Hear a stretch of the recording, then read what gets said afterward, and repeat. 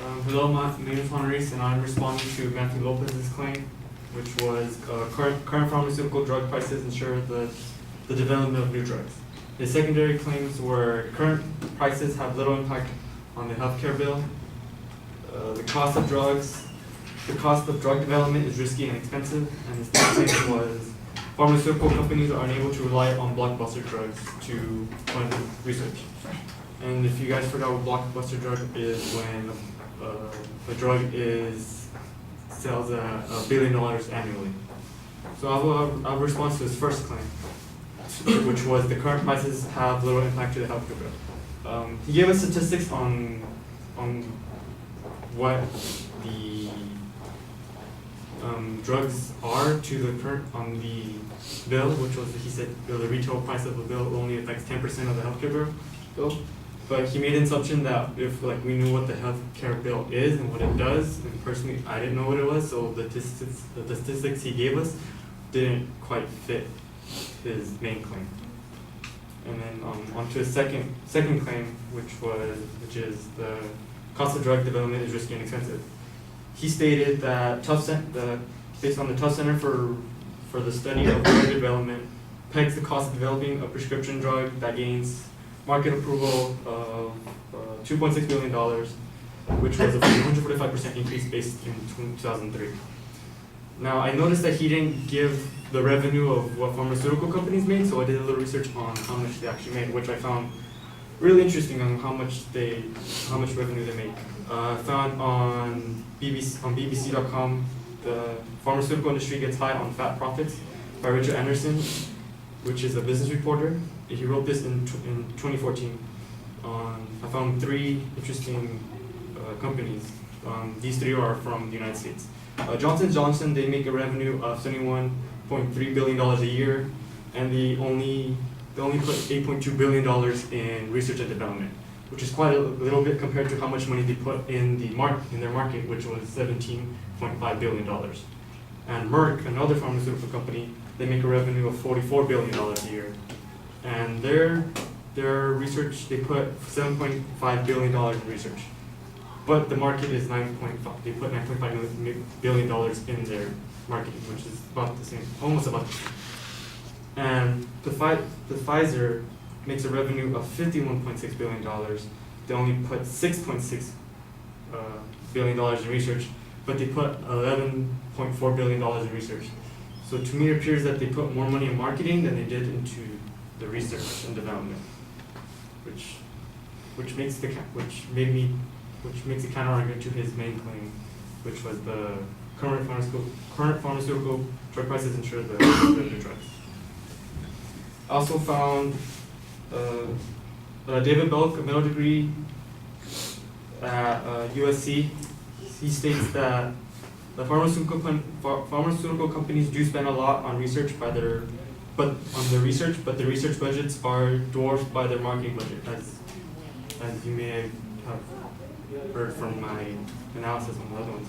He said that on the 2015 revenue, he found that 30% of the revenue goes to marketing, 20% of the revenue is profit, and only 17% is on research.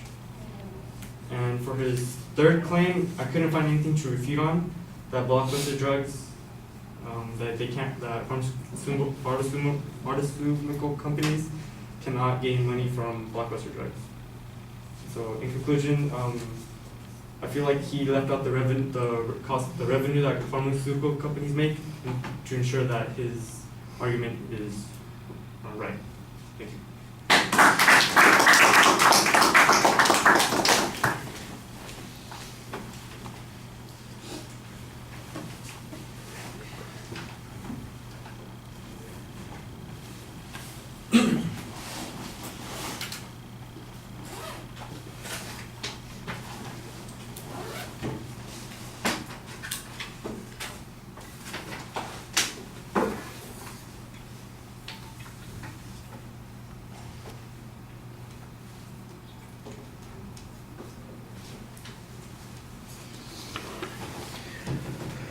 Right, you ID'd the proposition, the supporting claims pretty well. Thank you for the reminder of what a blockbuster drug is. That was okay. Your signpost on the first point was fine.